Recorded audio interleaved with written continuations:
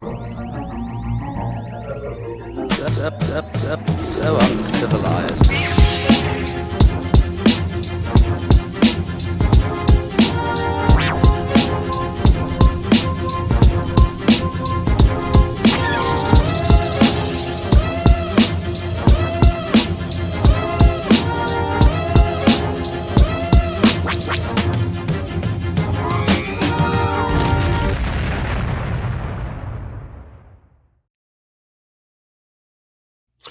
Greetings and welcome to the 1-6 Scale Man proudly presents another episode of You Know What It Is. It is the one and only Uncivilized Scoundrels. That's what it's all about. So glad to have you here with us. Mario couldn't be here with us. I think he's still moving. Mm-hmm. You know, we got people basically in and out. They're still attending to their livelihood. So there's things going on. Nilda might be in a little later. She may not. She's experiencing some technical difficulties where she is right now. With a storm that's going on over there in Florida. So hopefully everything gets taken care of with her, and we'll possibly see her a little bit later. But in the midst of everything else, like I said, we're going to definitely get down to it, hold it down for the crew and everybody out there that's actually listening. So yeah, man, I'm joined by the one and only Vinny himself. Man, what's going on with you, bro? What's up, good people? I'm doing great, man. I had a long day at work, crazy week at work, long week at work. Shit, feels like it's all been one long day. But Yeah. I'm catching up. We're going into a drought here, which is bad in some ways, good in others. Grass has slowed down, so I'm able to catch up on some other projects. So I'm climbing back in the race. So got some big jobs on the way the next few weeks. So gearing up to getting those done and trying to shave away time to get into catching up on some reading and stuff like that. But got a chance to see Acolyte last night, and I was a day behind because I forgot it dropped Tuesday. And I had a late day Tuesday, and then somebody said something about did I see it? And I was like, oh shit, I forgot. It's a Tuesday drop, not a Wednesday drop. Anyways, yeah, so looking forward to digging into it. I'll tell you what, this show ain't boring. Nah. It ain't. It's plenty. It's causing plenty of regardless of how you feel about one way or the other. There's conversations. Buzz. It's definitely conversation. It's conversations, bro. It's doing exactly what it was going to do. It's got the people talking. I tell you that much. It got them talking. No matter what side of the spectrum you sit on, whether you basically agree with it or if you don't, or if you're in the middle, it does have those conversations. Yeah. But you know what I'm enjoying about it is the mystery. I'm definitely the mystery, the science behind it, and the one thing I will say is sometimes one of the biggest things that we kind of fall short of is our interpretation. I equate this to religion, bro. Vinny himself, man, what's going on with you, bro? Ooh, what is that? My fault. No, so definitely, like, I equate this with religion, right? So let's look at religion.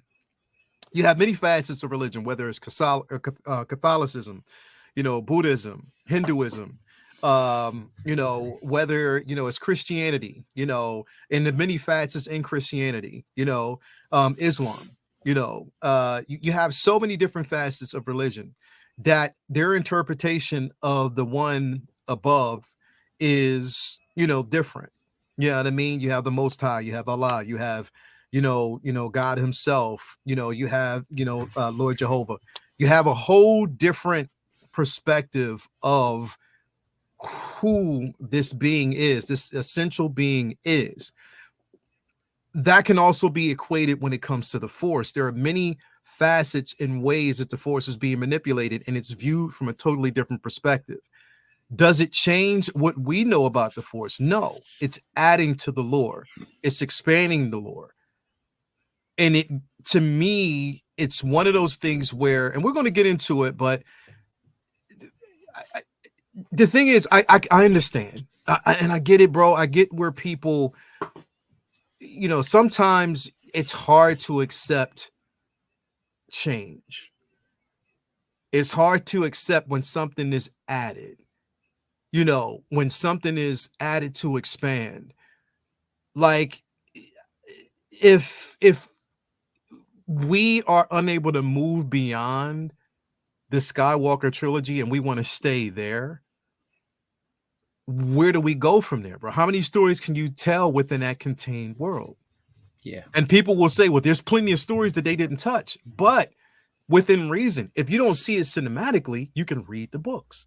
You can hear or listen to the audiobooks. The source is out there. They've tied a lot of these things together. There's only so much that they can actually do. The High Republic is an extension. It's just something that they've gone back and they're telling a story that would lead us up to where we are now. Right. But again, bro, I appreciate it. I appreciate the simple fact that we are getting more added. It's not just about the Skywalkers. It's not just about the Jedi that we know. It's not just about Palpatine. It's not just about Han Solo and Leia and everyone there. It's not just about Anakin, Padme, you know, Qui-Gon Jinn, you know, it's not just about what we know from the prequels, what we know from the sequels, or even the OT. It's expanding on more that's out there, more for us to play around with.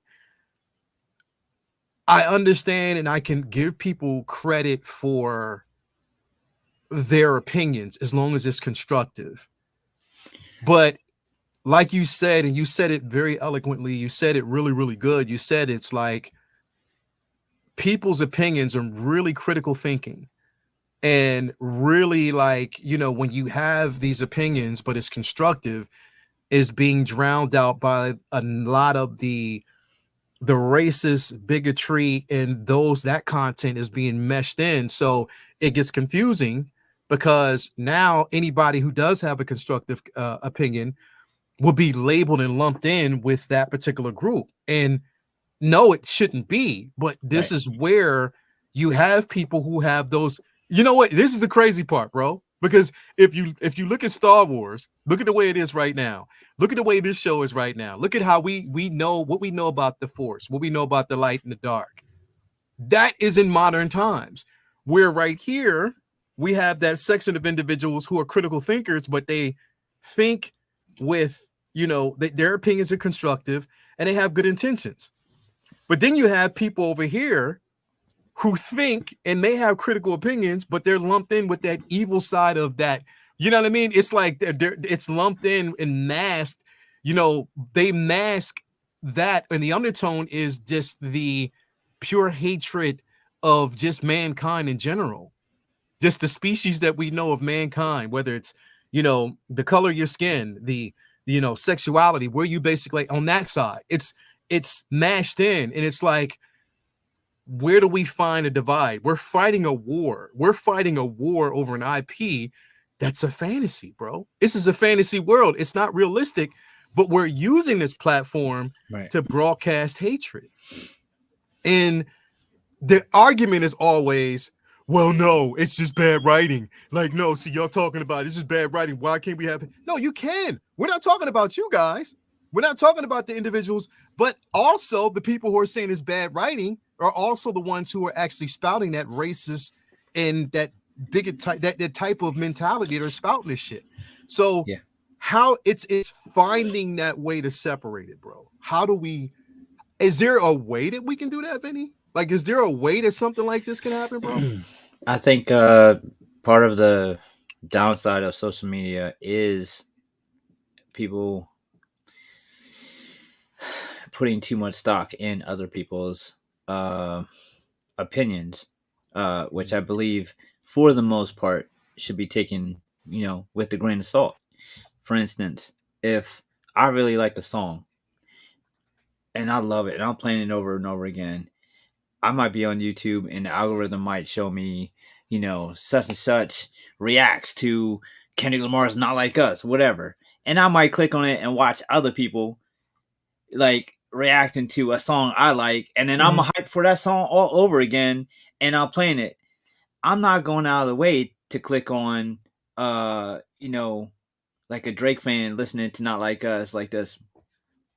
Yeah. Because I know they ain't gonna, no matter what, they weren't gonna like it, and they're just gonna pick it apart. And it's just like, so what am I gonna do? I'm gonna watch that video and then hit them in the YouTube comments and Yeah. like get mad at them because they don't like something I like. I'm gonna just avoid that. But not Mhm. everybody does that. A lot of people do like are bored and they're just they Mhm. want to you know argue on the internet, and that's cool for some people. That's fine. That's what some people do with their time. Yeah. That's them. That's their life. Mhm. I just don't feel the need to necessarily like actively spend time uh beating a dead horse on stuff I Yeah. don't like. Now don't get me wrong, if you ask me my opinion and I don't fuck with it, I don't fuck with it. That's fine. But I think that there's a lot of people who, because your question is basically what do we do with like that vitriol that's coming from not just this show but different decisions that's being made Yeah. all across uh comic and fantasy media that is Yeah. now obviously, I mean, no bones about it, being far more diverse. And Mhm. a, Mhm. a, a, a movie starring a dude that's shitty is just a shitty movie. A movie starring a chick that's shitty, and to a lot of people is C.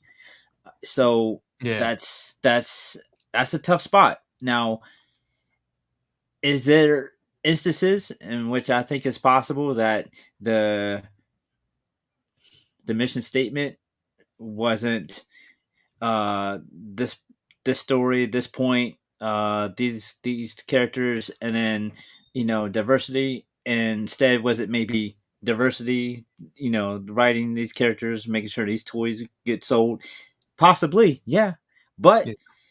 that is business, and I uh, try to think outside of my own views sometimes when things like this are confusing to me. And if I'm running a company and I'm trying to gather, get more money, more diversity, more eyes on my product, I I might say like, all right, cool, let's do some stuff for Yeah. this. I mean, there, you think every company that's out there, throwing flags in their department stores this month really give a shit about gay people? No. But they know that if they say they do, then gay people will come shop at their store. That's Exactly. just business. That's That's just business. We can't be mad that Target has a whole section of the store for LGBTQ during June. That's yeah. business. Yeah. Now, that's going to happen across all media too, because Yeah. they want to focus on different groups and bring in different people Different and demographics, bro. different demographics. And they want to have their product be more accessible to more people than it used to be. I mean, growing up, you and I are from old school. We know Mhm. that when we were kids, girls didn't watch Star Wars. Girls didn't Yeah. watch comic book shows or movies. Not that there was many to watch, but that was some shit that you went to the movie theaters with your boyfriend just cause he drug you along. Mhm. Now women are actively watching Star Wars shows and Marvel movies like of their own volition, of their own accord. Not that none did before, but it wasn't common.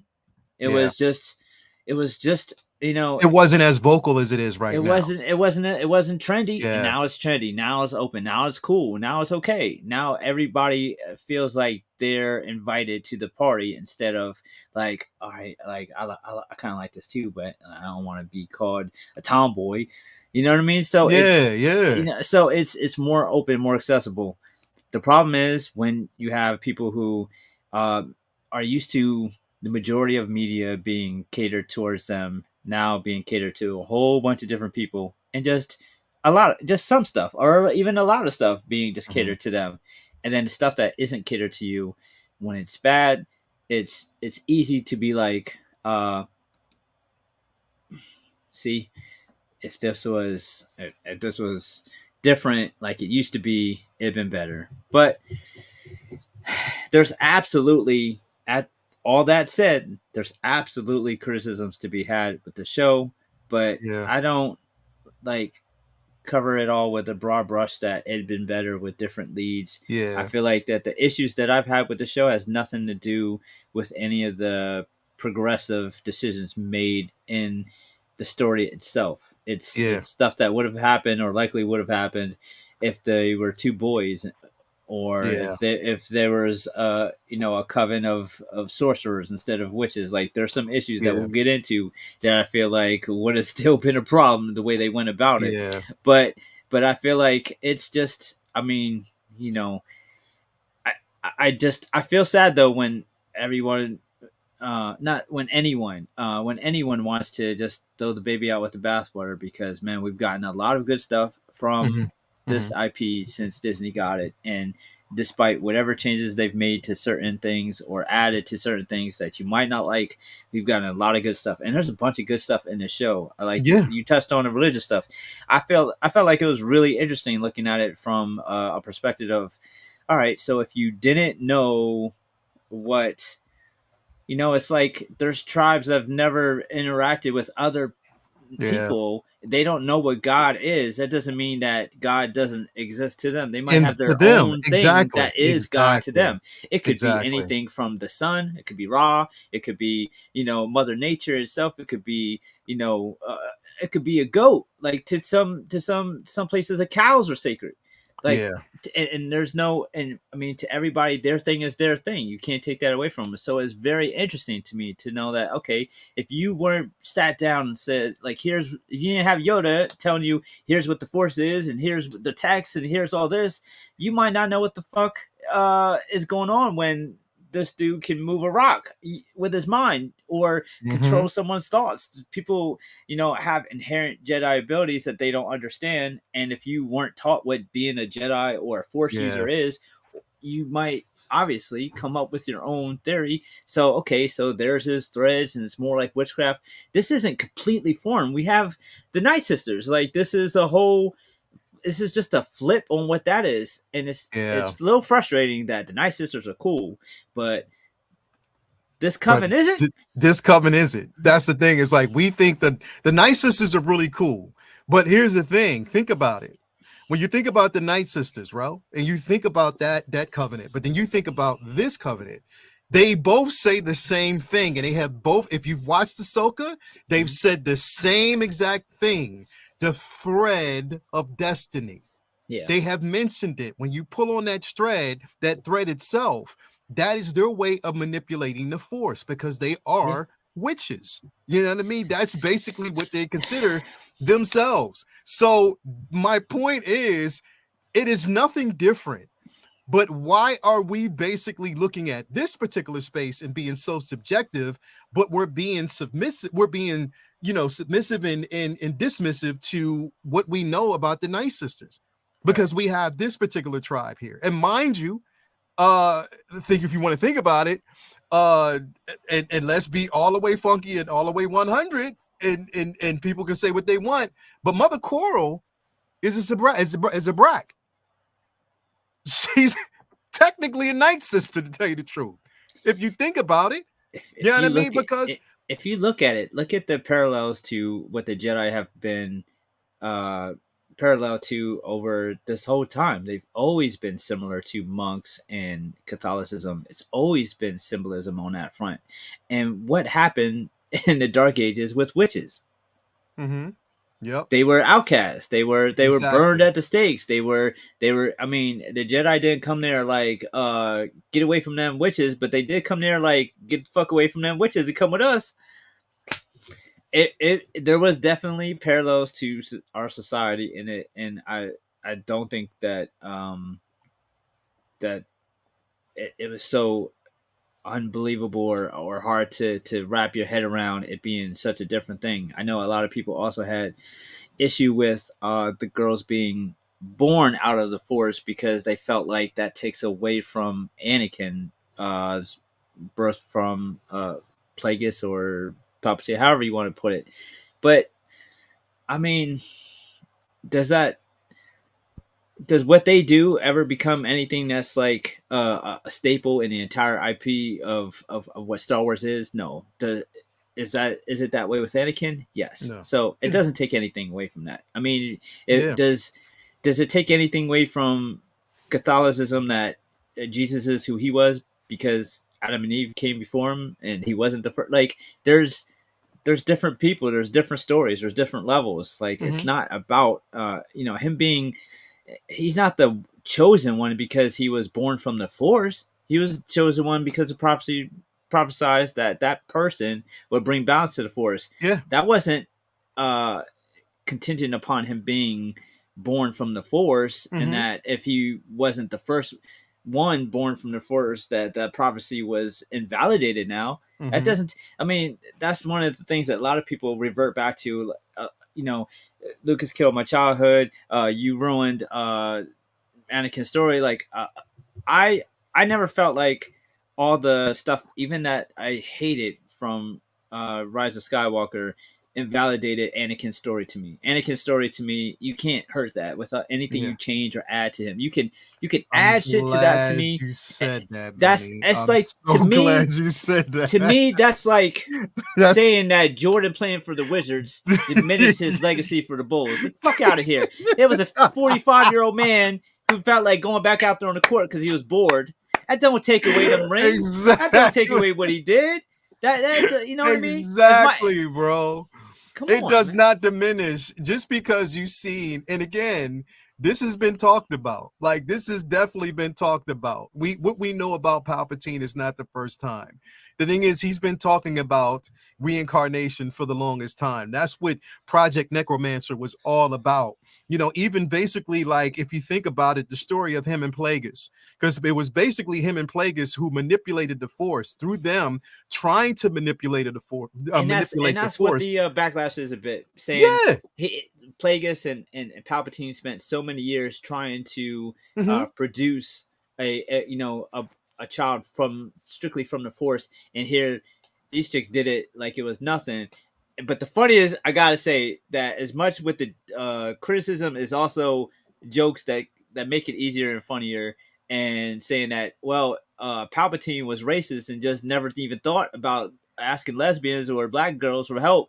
So maybe if he had been more diversified in his staffing, he would have found some chicks and been like, nah, you just do the you didn't try that? You didn't do this? Wait, you didn't chant?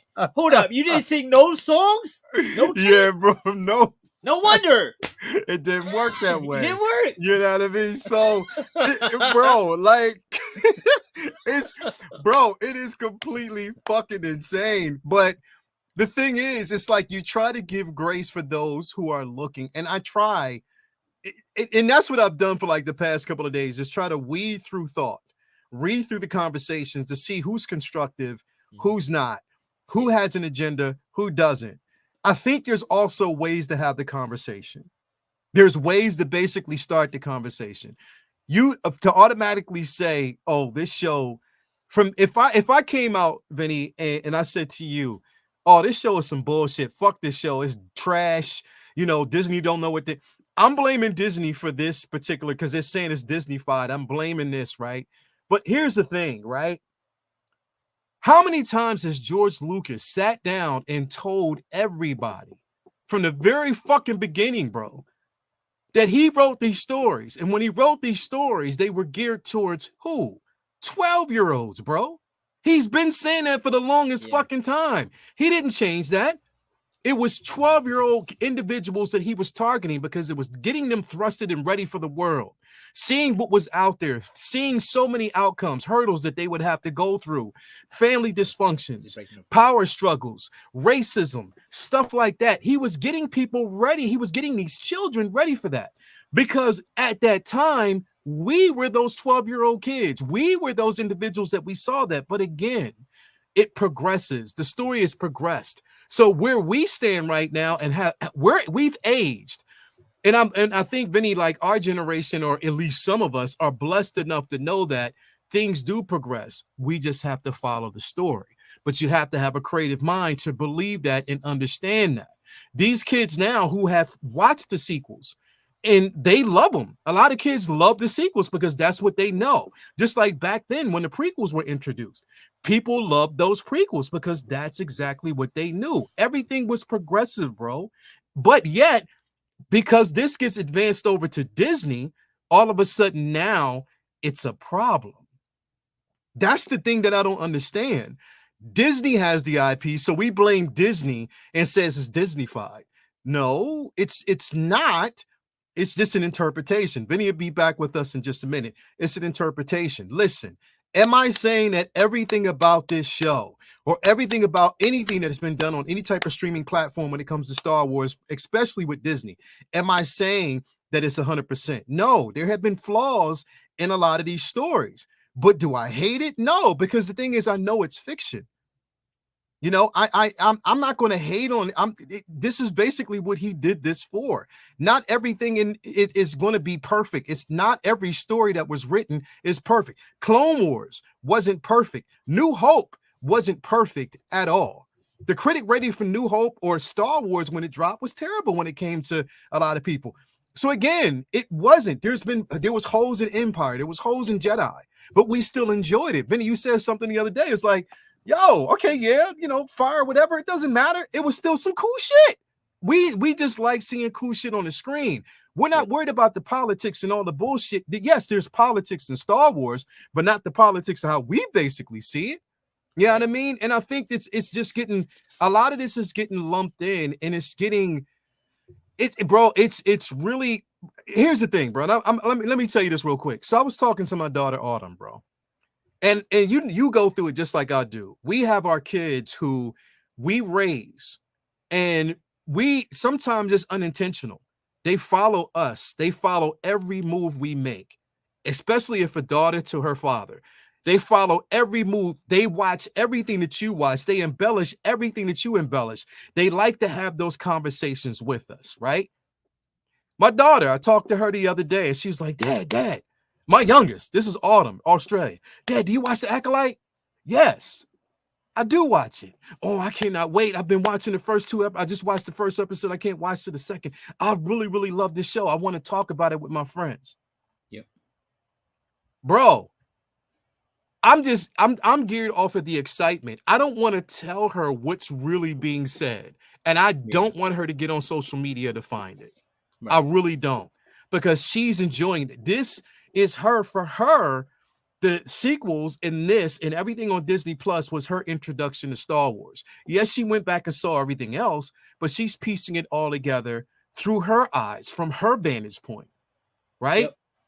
Yep. A lot of us as adults that are having these conversations, and we're not mindful that the shit that we say on these platforms, the shit that we say on social media, the shit that we say on YouTube, the shit that we say on other people's videos, or what do we actually say on StarWars.com when we put these little smiley faces and we say ignorant shit. There are kids out there who watch this shit and who love it and are reading those comments, and they see that level of hatred. They see that. So are you basically being as constructive as you think you are? Are you taking on the responsibility of knowing that you're influencing a generation, or you're looking at a generation who happens to enjoy this shit, whether you enjoy it or not? Be mindful of what you say and how you say it, because there are some kids out there that when you're talking about this shit, there are some children out there that are part of, at an early age, the LGBTQ community. There are some young kids out there that are Black, that are Indian, that are Asian. There are some young kids out there that are dealing with these particular issues, and this is their level of escapism. So when you're doing all of this and back and forth on these, yo, like literally, how does that look, bro? I think a big part of growing up is realizing that the world isn't just catering to you anymore.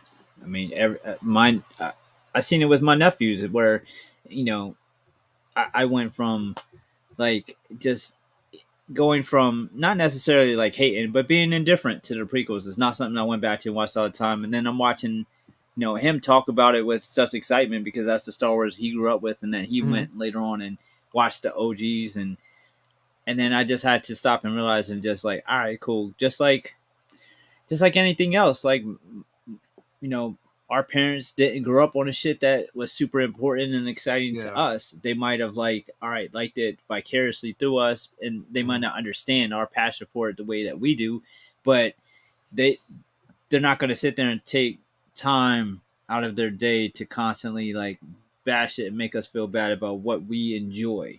And that's what I try to take into consideration. It's like I don't feel like them being experimental and trying new and different things takes away from what already exists out there. Mhm. Because if that was the case, we could be, you know, picking apart a lot of the different things that have happened in the books. We Mhm. could be picking apart a lot of the different things that happen in Clone Wars. I mean, World Between Worlds and Mortis Arc and a lot of the stuff in Legends with Luke. Like, there's a lot of weird shit that they threw in there, being experimental, trying to do different and new things with Star Wars, and Mhm. didn't always hit. Yeah. And when it did, it was great. But when it didn't, it was just like, all right, well, that didn't work. But there was a lot of stuff that wasn't simply just Lucas's original trilogy shit. A lot of stuff was. I mean, we got like you got Nihilus who's like eating planets and shit, and like that's come on, man. Like that, you got Star Killer who's like, stronger than damn near everybody. You know what I mean? Mhm. You have stuff that's so out of this fucking Mhm. realm where Mhm. people say, yeah, I don't think that would work in live action because they couldn't do it justice, but they don't say, oh, it doesn't belong to Star Wars. When No, Force they Unleashed don't. came out and they have Star Killer stronger than Vader, I'm canceling my, I'm sending back my PlayStation 2, 3, or whatever. You know what I mean? Like, there's a lot of dramatic responses to a show you don't like. You could just not watch this one and wait for the next show that you like. There's a lot. There's a lot. There's gonna be shit for people that isn't really for everybody, or maybe it's just not for you. That's cool. I mean, and I respect that too. I respect a lot of people who are saying, you know what? This one ain't for me, bro. Like, Yeah. this just that's fine. But And yeah. it only bothers me when it's just like, no, this ruins, everything that they worked towards, in Star Wars. This ruins everything. Like, nothing the prequels did ruined my childhood. Nothing the sequels did ruined Anakin's story. Nothing the sequels did ruin, you know what I mean? All those dramatic responses to some shit that's different that you don't like, no matter how, like, even if it was absolutely malicious by the showrunners of this show to do some, shit that was against, straights or whites or whatever, as dramatic as you want to say, even if that was the case, it doesn't take away from all the other No. shows that are amazing. So if you don't like this one, that's cool. And I feel like in some ways it's absolutely, valid Bro, in some states, but and the dramatics of it is just like, all right. I mean, change the channel, bro. Just playing it. that's what I'm saying. Bro. Just playing shit I don't like that. I just Change like, it. all right, you can just not watch it. And I Change get the it. channel. You want to watch it. It's like it's when your team sucks and you can't just say, oh, I'm not going to watch. Mhm. The Eagles this year or the Bulls this year or whoever this year. I'm gonna just, I'm going to bitch about it instead. And you got the right to do that too. Everybody got a right to their own opinion. You got a right I'm to just not complain. gonna waste my energy doing that. But No. that's the thing. I don't go back and forth with people who that strongly are against it, because there's people who are like, there's nothing good about it. There's nothing to take from it, and I feel like there's absolutely stuff to take positively away from the show. But I'm not going to sit here and say there's no negatives. The show has some issues that I would have liked to have been different, but. Bro, and that's what I want to get into in just a moment here, because I do want to address the chat and all that and quick. But before we get in, because I missed this from the top of the show, I just want to say what up to the places where we get our stuff from, our figures and everything from. Definitely want to give a shout out to my man Ray from Underground. Ray over there at Underground Figures, if you are looking for it, he got it for you. No NRD, full transparency when it comes to shipping and handling. On top of that, definitely he'll respond in such a timely manner. Make sure that you sign up for his newsletter so you are always up to date with what's coming. Also, he'll let you know when your figures are actually coming.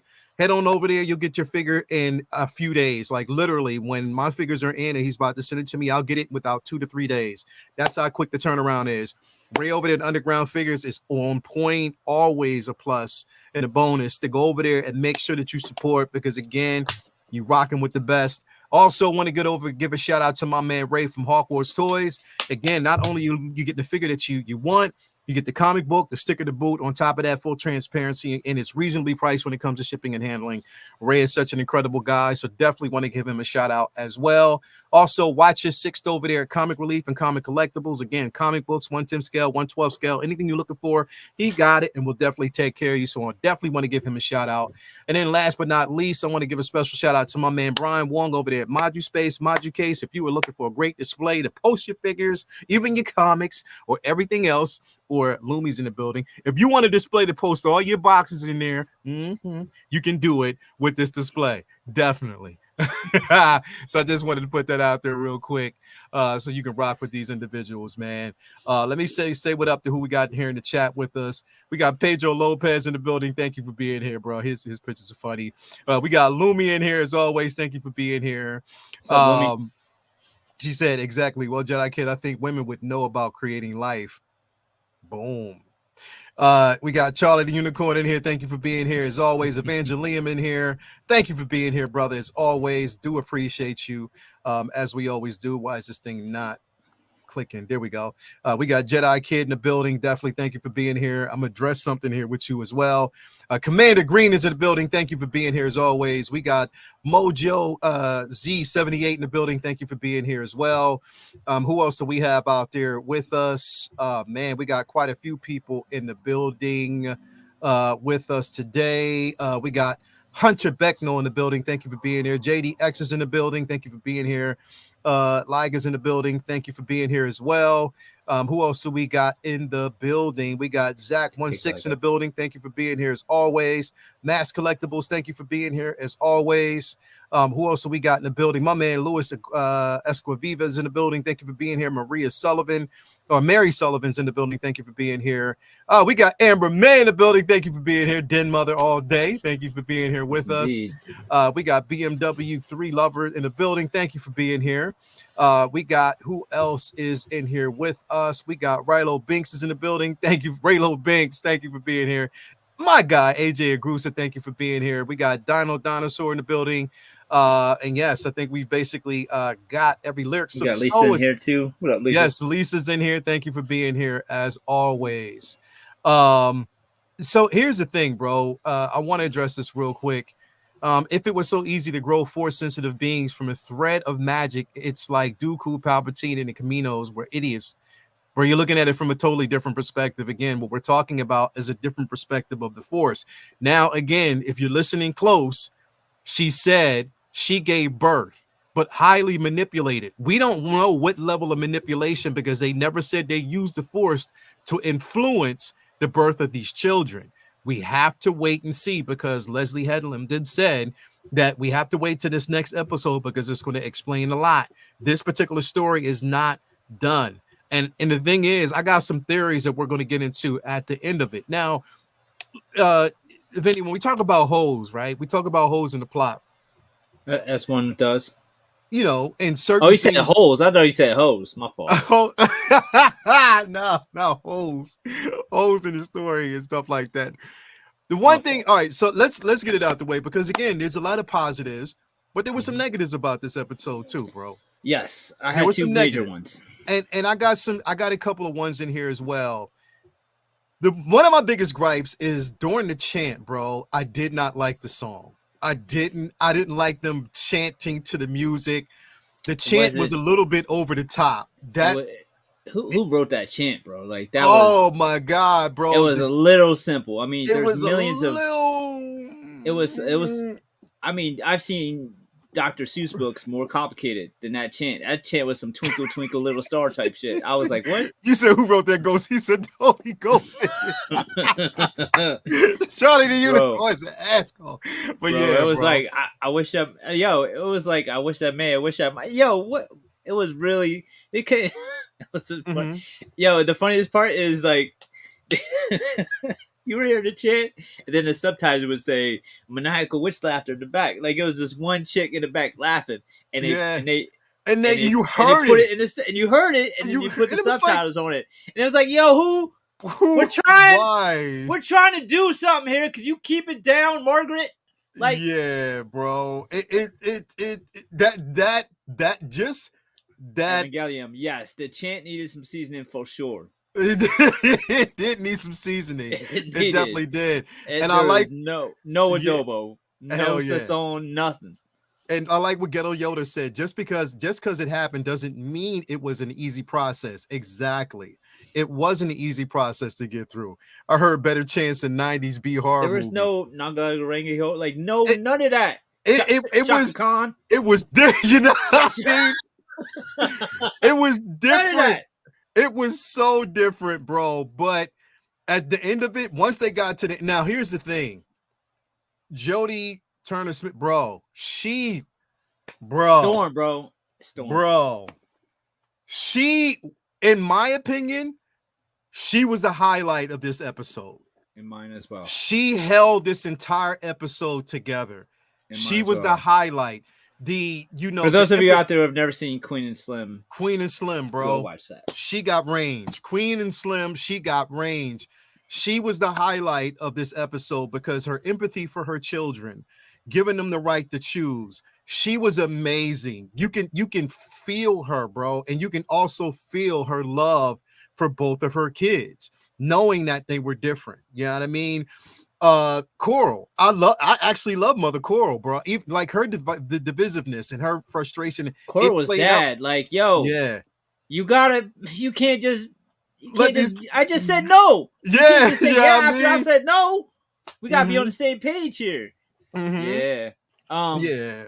My big issue of the two, one of my big issues was, all right. So a lot has been made about the budget. Each episode is over like $20 million.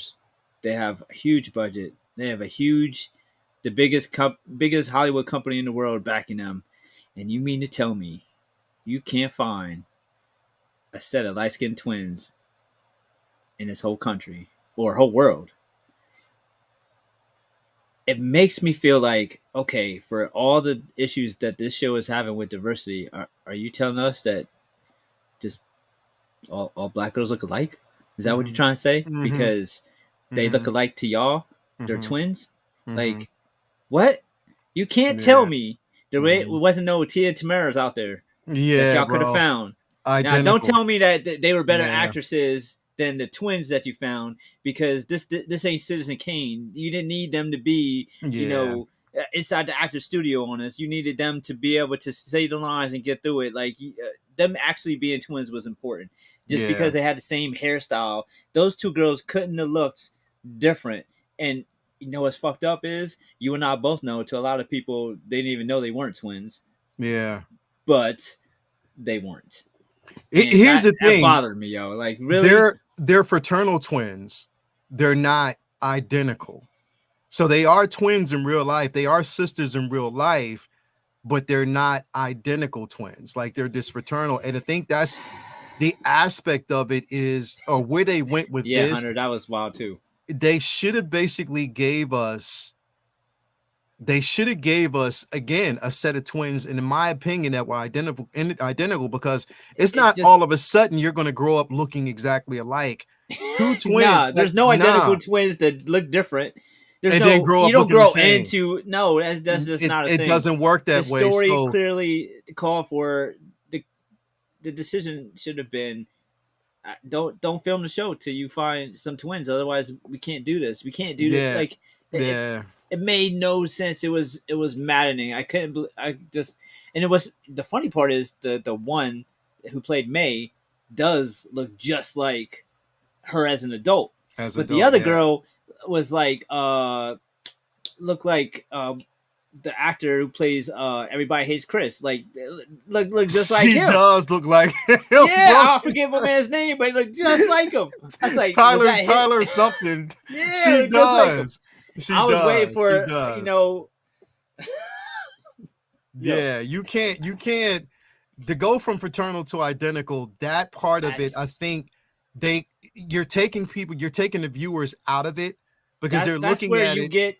That's where you can't defend or call racism or sexism or wokeism or anything like this when people call you lazy, because I was lazy.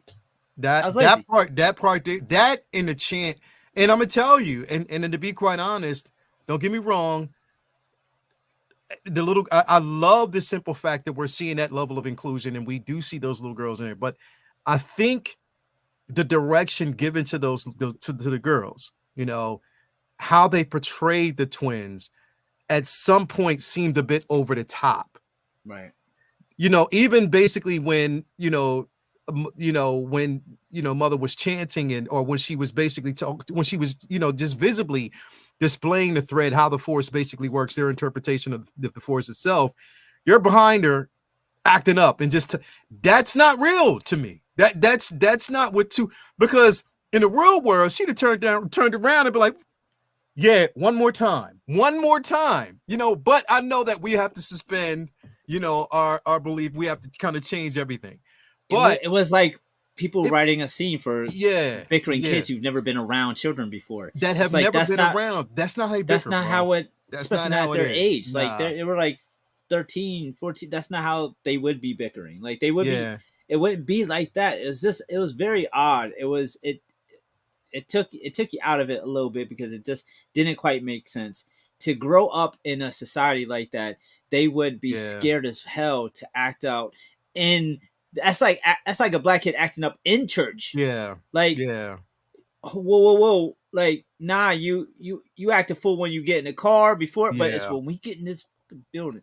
Like, yeah, you know what I mean? Like, when we But you know what?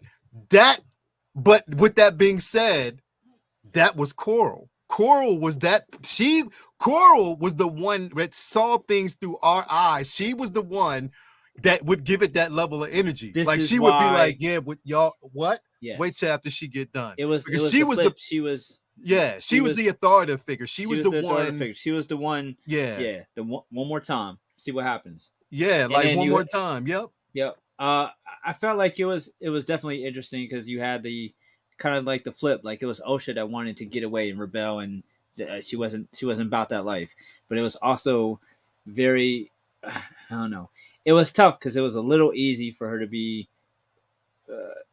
manipulated and drawn. Like you don't know what the Jedi are either. Like your whole point is you don't want to be tied. What you got to do, you leaving one coat for another coat. Essentially, you should. The whole point is you're supposed to be wanting to be free, which does later make sense because that's what she's doing. She's just freelancing where she doesn't belong anywhere necessarily.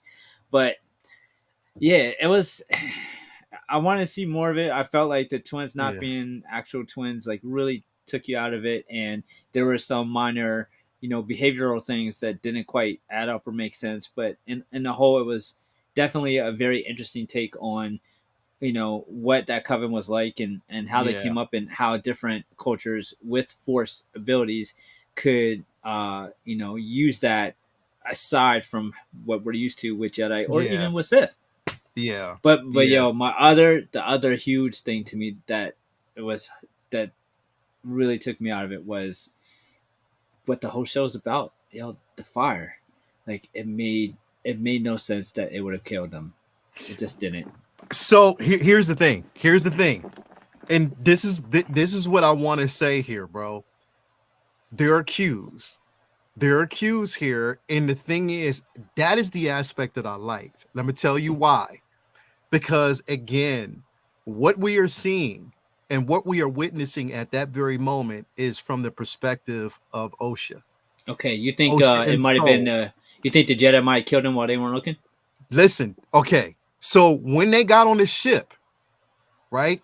So we seen both. It was Osha, it was Soul, it was and what was her name? Master Adira and Dara and Dara, and Torben, right? And Torben, right? Yeah.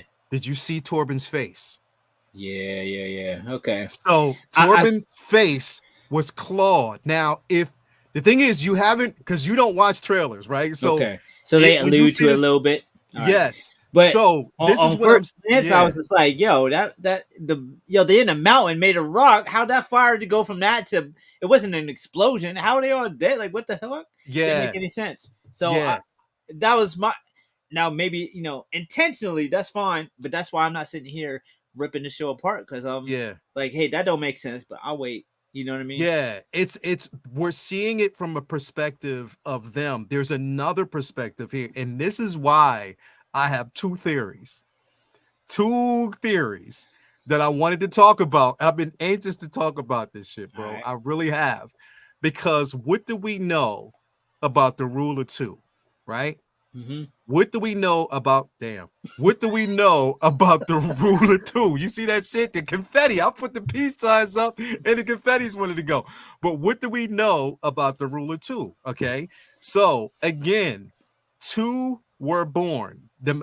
However they manipulated it was two twins that were born, which power was sensed between them. They're very powerful children.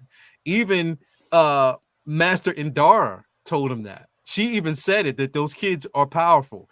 Now, those Jedi, the four of them, were basically stationed on that particular planet. Right. Now, here's my thing, bro. When she said we didn't know this planet was inhabited, you heard Jodie's turn. She was like, "Yeah, I call bullshit on that."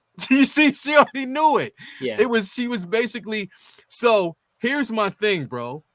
I think, and I'm just piecing the first 3 episodes together. In the very beginning, we saw Master Indar fighting May. When she basically came close to May, she said, "Why are you here?" Right? She said, "Why are you here?" And then after that, we were led to believe that that little spear to the chest killed her. Come on, man. Nah. Now, after that, I always believe if you don't see a body, if they don't show a body, and if they don't show a funeral, there's no death. I don't believe that shit. I don't. They didn't see no body. We didn't see nothing. And Dar and her clan or whatever were stationed on that planet. They were there for a particular reason, bro. Right? So, again, what we're seeing is from the perspective of May, or not May. Well, May as well, but we're seeing it from Osha, and we're also seeing it from Soul. Because Soul went and found both of them. He was trying to basically intentionally save both, but he only ended up saving one. So in his mind, he thought that, again, May was dead, which we found out at the end she wasn't. But here's my point, right? What if, in fact, bro, and I'm not saying that it's not possible. There's 2 people that can be a Sith. Number one, when you looked around that covenant, there was one body you didn't actually see. You didn't see Coral's body at all. You didn't see her there. You didn't see her laying there dead, right? But at the same time, there's some fishy shit going on, because I do believe, in my opinion, I believe that they were there to take both those kids, because only one kid was going to leave. They wanted both. Remember, Indara wanted to test both. She made sure, because remember when Jodie Turner's character said, "Okay, I'll make sure that Osha comes," she said, "Nope," and May. So she wanted to test both. Rule of 2. Yeah. Rule of 2.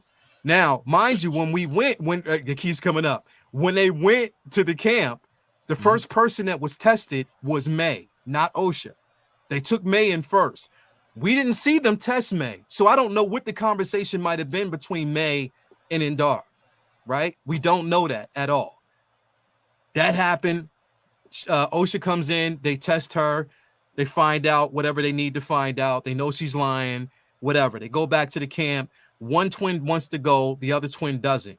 I think that the Jedi were forcing that tribe's hand.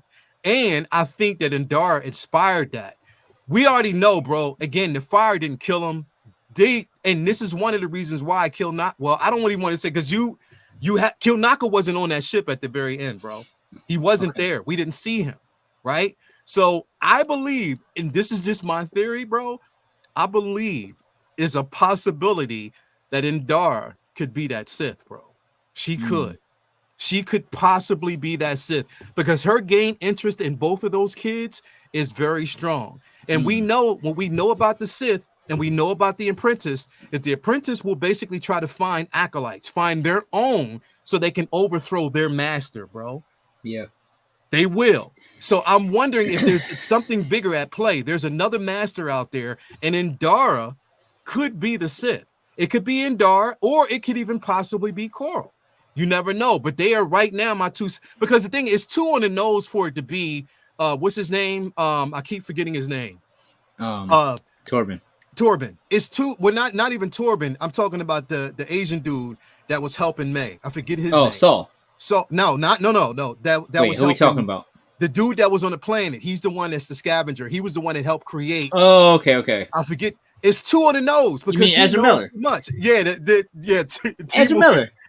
Ezra, right? Yeah, definitely. That's Miller. fucking Ezra Miller. Yo, it's the thing is, yeah. You see, the thing is, people think that he's the Sith, but it's too on the nose because those cues are there, and there's a misdirect somewhere here, and they want you to believe that what you're looking at is who this person is. I think there's a bigger plan at play, but this is what I like about it because it's making me draw these conclusions as I'm watching it close. There's so many different things could be happening, but I will tell you, Vinny, that fire didn't kill them right off the bat. It didn't.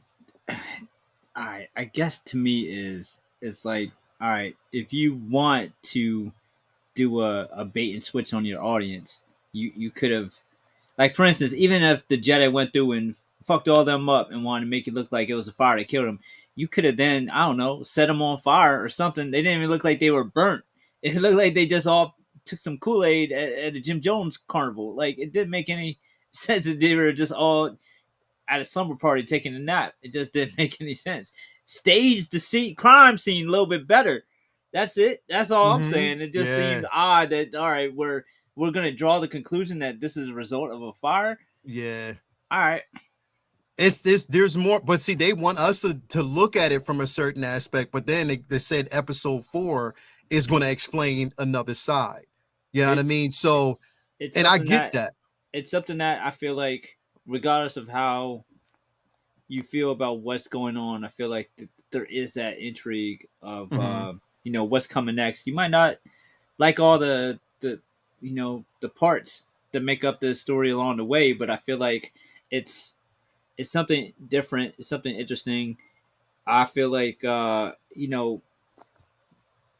everything. I do like that there's something that's not completely, revolving around this one Skywalker family that has nothing to do with them, comes way before. Is there shit I would have liked to see different? Sure. Is there shit that they're doing right? Yeah. So I don't know. I feel like there's a lot of interesting things that they're doing along the way to make the stuff that doesn't vibe with me manageable, because it's definitely an interesting mystery to be unraveled each week. And I mean, I like looking at the other aspects of. I mean, we've talked for a long time, for many years, over how the Force and the different planets, and like when we look at Rey, like they don't have like communication. It's like they didn't even, to her, what happened with Luke, like she does, like, it's true, all of it. Like, there's that shit wasn't televised. People don't really know what's going on. All of it's just like rumors and hearsay and shit. And I'm sure the Empire suppresses most of the information that was during the Empire Age. So God knows what information was like during 100 years before, where there's, maybe even less. I mean, there is a communication and disinformation gap within literally our own fucking country here. So God only knows how hard it is to communicate and have avoid phone game being played across galaxies. So I find it very interesting looking at different aspects of perspectives of the Force. And here's the thing, bro, think about this. And the reason why I'm coming to like a certain notion here is because what do we know, like, back in the day, the first Sith, to the first Sith Lord, or actually Sith herself, to infiltrate the Jedi Order, the Jedi Temple, was Zara. So it was Zara. It was either Zara or Zana. I think it was Zara. So she was the first to infiltrate the temple, and they didn't know who she was because she masked herself with the power that she used to bring light. It made it look like she was on the light side, so they couldn't penetrate her aura. So it made it seem like she was on the light side. So this is what I'm saying, bro. Things can deceive you. It's a possibility that the Sith can infiltrate that temple. It can. You know what I mean? So I believe that 100%. There and the thing is, it's like, but I want that level of intrigue, bro. I want, even if I'm wrong, I want to be wrong. But if I'm right, I'll accept that I'm right. But I like that it calls me to really think. Yes, there were some elements about this episode that was really there was some the elements about this episode that was really good, bro. That was really, really good, because I love the explanation of the Force. I love their interpretation of the Force, because like we said, every covenant has their own interpretation. We have the Night Sister, now we have this covenant. You know what I mean? Everything is different. I love that we're expanding the universe. We're seeing something completely different. You know what I mean? We Also, see, yeah, go ahead. I also love that they're showing um, the importance of choice in both the Coven and with the Jedi, because I mean they were very, very heavily influenced to become witches like the rest of them. It Yeah, wasn't really much of a keep choice. going, I keep mean, going. it really wasn't much of a choice. So, I mean, they really pushed back against Ocean not wanting to become a witch too. And then you have the Jedi who obviously like played it off like, oh, we wouldn't just take your kids, but for hundreds of years, that's literally what was happening in the Star Wars IP. Like, if you were a toddler with midichlorians, I guess, they came and rounded your ass up and got you on out of there, and you joined the Jedi Council and went to Coruscant, and you were training with Yoda, and we seen that with the stormtroopers in the sequels. We got they made it out to be something horrible, that the Empire was taking kids and training them to be soldiers, but in a big way, that's exactly kind of what the Jedi were doing. I mean, they may have had better intentions, but that is what we seen for the most part is happening in this world. Is like kids are being taken and putting into war or cult like situations. So I feel like that was definitely a big important part of setting up that these weren't just parents enrolling their kids into fucking summer camp here. Like the Jedi were Yeah, going around like, yeah, I take that one. Yeah, I take that. Oh shit, look at that was a good one. Give me that. And I mean, we seen it in the prequels. He was like, yeah, "Look, man, your kid, he's coming with me. Like, we need him. He's getting drafted. He's getting drafted, and nothing you can do about it." yeah. So, yeah, I mean, it's been a ongoing thing that the Jedi are no saints here when it comes to their And that's the thing, bro. when I it comes like to that. their recruiting either. And I Yeah, feel they're like not.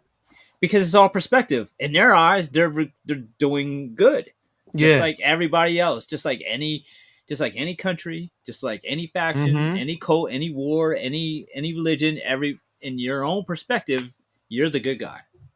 Yeah. So here's the thing, bro. Like, I like the simple fact that what we know about the Sith, I mean, what we know about the Jedi is being flipped. You know what I mean? It's being flipped and turned, again, for us to realize, like, well, damn, like, it's just like our perspective about most religions. From what we know, certain aspects of Christianity, and this is even what I know about Christianity, Catholicism, and pretty much every religion that I've studied and landed where I'm at right now. But there are certain aspects that we grew up thinking that there was only one, or we grew up thinking that it was the right way to believe this, until we dove into it and realized that, okay, there's cultive there's like a lot of cults out there, Extremists. extremist, I think within these I think particular that's the religions. ongoing thing. With Exactly, no matter Muslim, no matter exactly. Judaism, no matter Christianity, whatever, even nationalism, Yeah, whatever. When it's an yeah, extreme nature to it, then that's when you're in trouble. That's when you're correct. fucking up. So Yes, the Islamic, exactly. So yes, there was a Sith temple that was buried beneath the Jedi temple.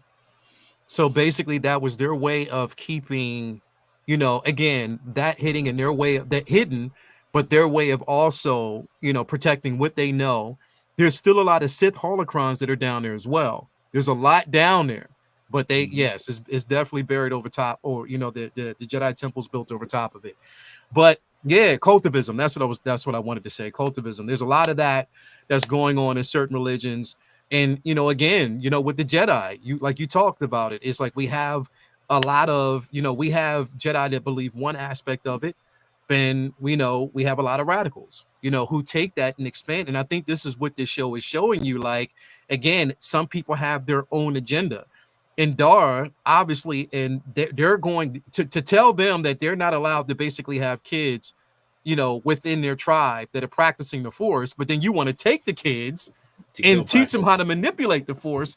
That right there is, don't you think that that's a lot of hypocrite? That's a hypocritical right there, bro. But here's what's dope. Like, many of our protagonists over many forms of media are radicals. I mean, the rebels are radicals. Anakin was a radical. Yeah. Like, Luke is a radical. Yeah. These are all people who've, at some point in time, why don't we do this? Exactly. And if you think about it, bro, like, from, especially, from the Imperial aspect, and anybody who's an occupant and works for the Imperial, or work basically for, for the Empire itself, they would deem the rebellion as being radicals. And if you looked at it, and and when you said that, if you told that, I mean, now granted, the Empire was absolutely evil, but if you told, like, I guarantee you, like, within that universe, the Empire probably made movies of the rebels, like, they're Bin Laden, blowing up fucking bases, blowing up Death Stars, like, that's technically the rebels were terrorists. They were terrorists. We got a chance to see that in Rogue One, because there was a lot of, with Saul Guerrero and his camp, and his team. Again, we got a chance to see that. So it just depends on the perspective, how you see it, from which vantage point, like how you basically receive it. Where do you rely? There's a lot of people who believe that, our interpretation of the Sith is that they're evil, that anybody who basically tampers with the dark side, or anybody who utilizes or manipulates the dark side, they're evil because they have evil intent.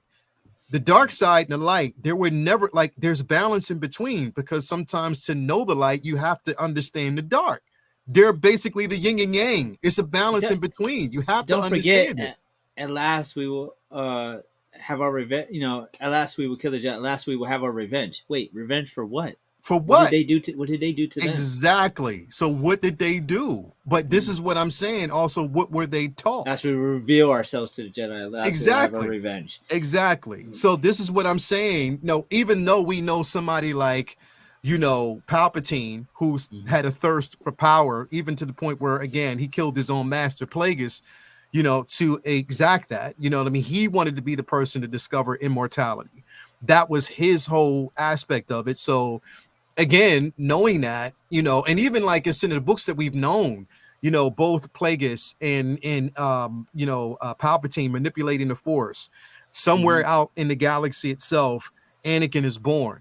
Plagueis finding out that Anakin could possibly be a derivative of what they did to manipulate the Force and bring in, like, a certain, level of balance for themselves to discover immortality, that he's a product of that. When Anakin was basically leaving Naboo to go to Coruscant, at that particular point, Plagueis came out on the platform just to see. Now, this was just when Anakin was leaving, of course, to study, with Obi-Wan. Plagueis was there. In the books, he was there and he was still alive. We didn't find out till years later that Palpatine killed him, once he got the source and all the information that he needed. So this is what I'm saying. Like, a lot of things are at play. Things are happening that, and what did Palpatine say, bro? A lot of things from the Force, even like there's certain things about the dark side that some might deem unnatural.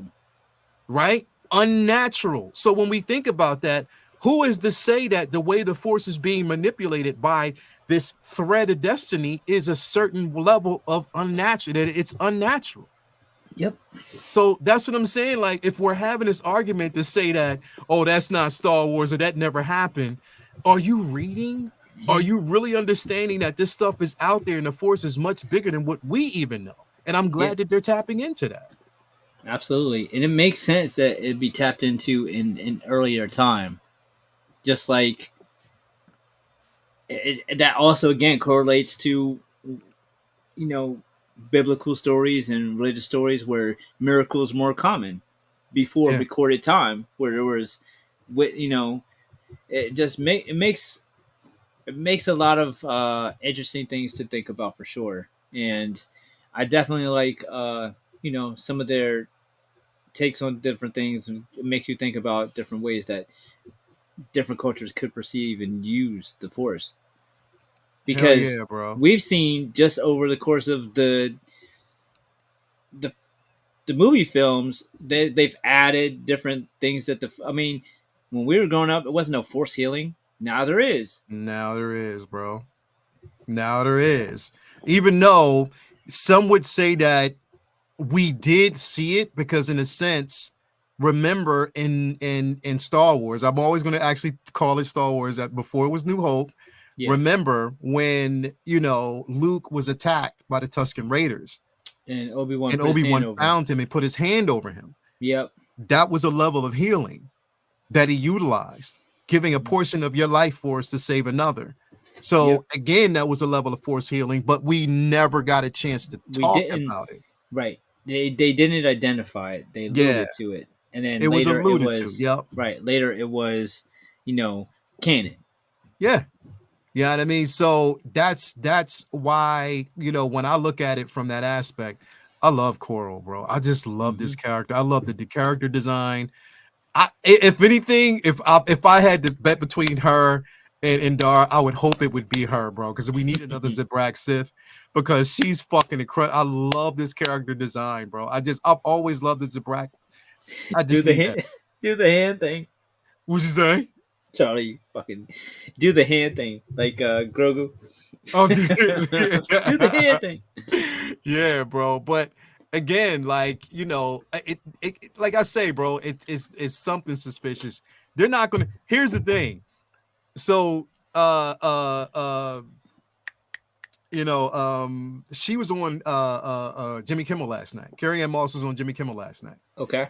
And she was talking about, you know, he's talked about like her stint, you know, on Star Wars, and, you know, how does she like it, and, you know, her transition from the Matrix to Star Wars, and, you know, was she, you know, afraid to, you know, whatever. And she was like, the transition was, you know, really easy, and, you know, the choreography and, you know, twirling a lightsaber, stuff like that. And he says something on the lines of, so, you know, he said like, so yeah, like, you know, are you excited about it? Are we going to see much of you in the show? And she didn't go into it, but she did smile. Now, mind you, this is him interviewing her after we've already seen her on the show. So that's what I'm saying, bro. There's a lot at play. If you got Carrie Ann Moss on your show, you ain't just going to and I'm glad that they're doing the flashbacks and showing us more of her, but I think there's so much more that we're going to see from her even in the end. There's so much more to pretty much explain. You know, and I believe it's there. I did love this scene, definitely. I mean, come on, man. Like, Jodie Turner-Smith is incredible, bro. When you said that, when you put that post up the other day, it was like, I hope she puts her ring in the hat. I mean, her hat in the ring for Storm. I was like, you know what? I believe it. Yeah, I mean, the scene with Osha after she decided that she wasn't going to join, and she was just handling that like, yeah, she was acting her ass off, man. Like it was very. I can't unsee Everybody Hates Chris now, bro. I can't. That's fucked up. That's. I can't. I mean, bro, I keep waiting for Terry Crews to show up. I can't unsee it now, bro. That's fucked up. That's really fucked up. That's really fucked up. I can't unsee it. I really Everybody can't. hates OSHA. Everybody hates OSHA.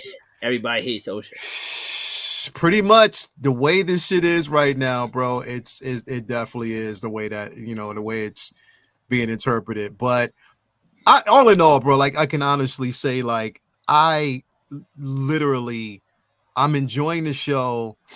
And I would actually say for those out there, and this is what I was talking to Commander Green about, like, bro, like, because he was a little down in the dumps and upset about it, because he was like, yo, visibly, like, you go into every chat, you go into every platform, and you just see nothing. He was like, you're like, every time you go into somebody's, if you see a post about it, you see a little smiley face and somebody talking negative. And it is crazy that you'll see people talking negative, but then those same people are the ones that said, yeah, this is shitty and all that. But yeah, you shouldn't be talking about and all the racism. But but see, the thing is, you can't have it both ways, bro. Perpetuating a lot of this shit. It's all about the dialect. It's all about the language in which you basically use and how you whatever.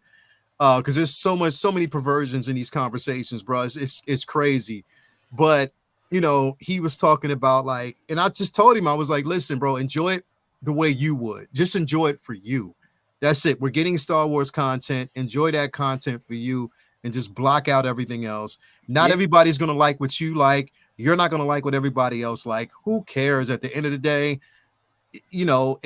just ignore it and just enjoy good Star Wars, for you. If you deem it well, there's a lot of people back in the day that didn't like the New Hope. It's just that we didn't have social media the way we have it right now. So again, things do change. Prequels, things do change. And things will probably change about the sequels. As much as we may have like certain things that we don't like about it, and that we, but I'm not just going to go out here and just say, oh, fuck it was trash, and just ignore the simple fact that there's a generation out there who may like it. You know what I mean? So absolutely. Yeah, just definitely, like I said, I would say enjoy it for you, because there's certain things, that we are getting, it definitely, bro. The prequels were hated. They were hated. They were definitely hated. You know what I mean? And you just got to live with that aspect. What you laughing at, bro? The one Kathleen Kennedy fan. Shout out Kathleen Kennedy fan. Welcome. Welcome, bro. Like, hey, absolutely. Welcome. Absolutely. Welcome, bro. Hey. Welcome. And you know what? And I'm going to tell everybody out there, do not attack this individual for that name. Oh, no doubt. It's just funny because do that. You know what I mean? Because that's where, but we know that's where a lot of the energy is, right? That's what to me makes it so, because it's like, fuck y'all, I like her, so what? Yeah, that's what I'm saying. Yeah. Fuck, and you know what? I salute you for doing that. That's some brave shit. Who gives a fuck, bro? That's what I'm talking about. Who gives a fuck? I'm enjoying it. Got called Eminem, or what a feminine. What do you got? A feminine because of it. A feminine? Got called a feminine because of it. Okay, whatever. I'm sure it probably means effeminate. Effeminate. Yeah. Okay, feminine. Yeah. Or effeminate. Or basically. We know what you meant, bro. I know what you meant. Definitely know what you meant. Yeah. Who cares? Love what you love, like what you like. I mean, people are going to have their perspectives. And the thing is, there's no right or wrong. Here's the thing. When it's constructive, there's no right or wrong way to approach it. When it's constructive. Absolutely. When it's hate, that's just pure ignorance. When you're just doing it just because and you're following the status quo and agenda, no. I can pick you out just from a crowd. I know what you're here for. Nah, I'm good. I'm definitely good. I'm definitely good. Hate it or love it, Kathy Kennedy is responsible for some of our favorite Star Wars productions. You damn right. Because I'm gonna tell you, here's the thing, and what a lot of people don't know. If it wasn't for Kathleen Kennedy, you wouldn't have The Mandalorian. If it wasn't for Kathleen Kennedy green lighting Rogue One, you wouldn't have that. So as a lot of people talk shit. But just remember, she's one aspect of Lucasfilm. You have another division that makes decisions and will probably force her hand. Understand that. It's not all about just Kathleen Kennedy. There's other people out there. So when people attack this, here's the thing.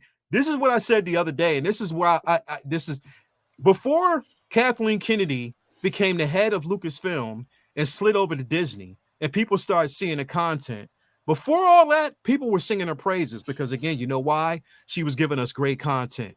If it wasn't for her, we had Raiders of the Lost Ark, we had Poltergeist, we had a whole bunch of films, things out there that we actually got because of Kathleen Kennedy. She was responsible for a lot of shit. But as soon as she basically became the head of Lucasfilms, and that division was under Disney, then all of a sudden she has agenda, this, that, and the third, and she gets attacked for everything. There's always laugh emojis and all this other bullshit, right? Same for Leslie Headland, bro. She gave us some of the most prolific series that were actually out there, right? Russian Dolls was a dope ass show. I employ people to go out there and watch that shit. That show was dope as fuck. people were all on board and cool with her then. But Vinny, we see this all the time. Directors that are really good at what they do, but as soon as they touch Star Wars, bro, they are the scum of the earth. If they don't get it right, they are the scum of the earth. People can't stand J.J. Abrams now. People can't stand what's his name? I keep forgetting his name. Ryan. Ryan Johnson. People Ryan can't understand. I mean, or can't stand him. You know what I mean? So any type of director that comes over into this franchise, all of a sudden, if something's done that they don't like, all of a sudden, it's doomed to fail. Look at Robert Rodriguez. Yeah. I mean, yeah. Boba Fett. They're like, oh, he better not touch Star Wars ever again. It's crazy. There's a reason. There's a lot of high-profile directors that don't want. I mean, Tarantino has said, I'm not touching any, comic book or Star Wars shit. Like I would love. He wanted to do a Star Trek, but maybe that be more. That's a less hostile fan base. But yeah, there's a lot of people in Hollywood who want nothing to do with this IP because of the backlash if you fuck up. I mean, it doesn't match up to the pros sometimes of when you get it right, but it's unfortunate. So Dr. Restitution says Kathleen Kennedy as a leader has allowed executives at Lucasfilms. Okay. I'm gonna read this again. Kathleen Kennedy as a leader has allowed executives at Lucasfilm to attack fans the same way and has undoubtedly led the way to a toxic culture. Can't blame fans for her actions as the leader. Everything is a two-way. So I would like to if you could, Dr. Restitution, and like I said, it's an open space, elaborate on that. So when you say execs, who is she allowing? That's what I want to know.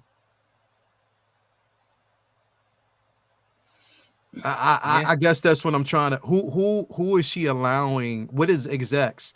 Because she's one division, but she has an overhead of individuals who control what goes on and what they want at that aspect, right? So when you say execs, I'm just trying to understand. Like, what do we mean? When we're saying that, because I know a lot of people out there, because we're going to want to know, like, when you make that statement, I just want to know what do you mean by it? That's what I'm at. It's not calling you out. I just want to know. I want to know your perspective on that, because I hear that a lot. And when you say it, just because I know you follow the channel, I want to know what you mean by that, because it may help and give a level of understanding that maybe it's something that that we don't know. But, when I look at it, two wrongs definitely don't make a right. But I think I see a fan base that's highly vocal. And because if they think she did something and everybody else that's under her gets attacked, that portion of it is not fair. Mm-hmm. That's what I don't think is fair.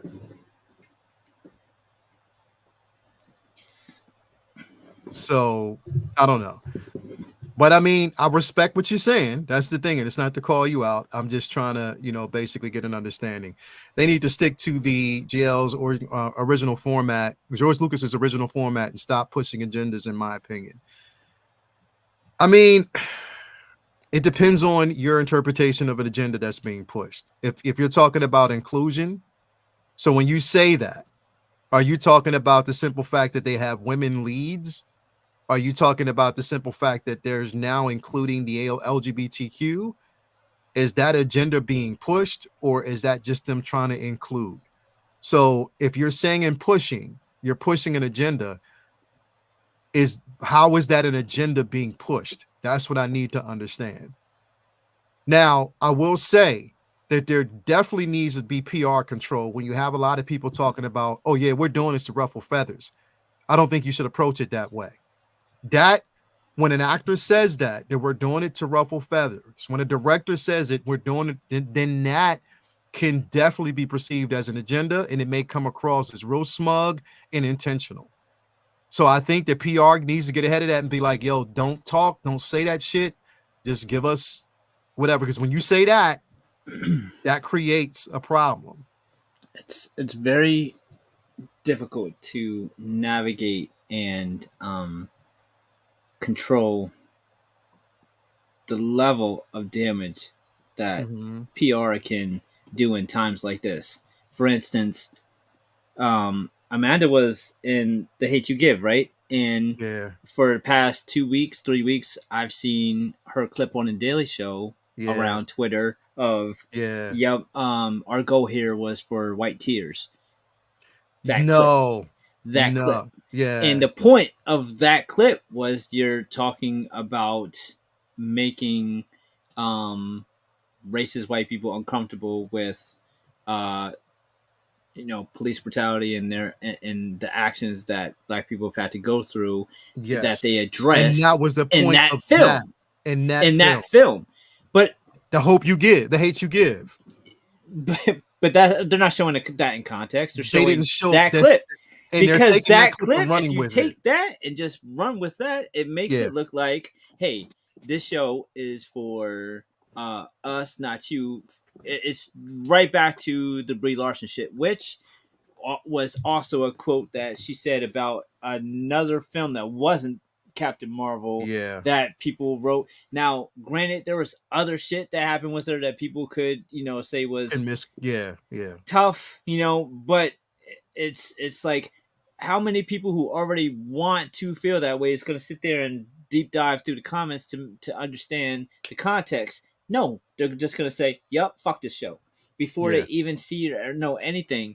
So that's why it's really important for Disney to think about the shit, get ahead of the shit. And it's something that Disney is very bad at. They've had the chick who is going to be playing Snow White going out there bashing men, saying that women don't need men to come say. It's like, okay, maybe not, but if your point is let's go make a Snow White movie but fuck men, when the movie's about a romance, it's like, what are you doing?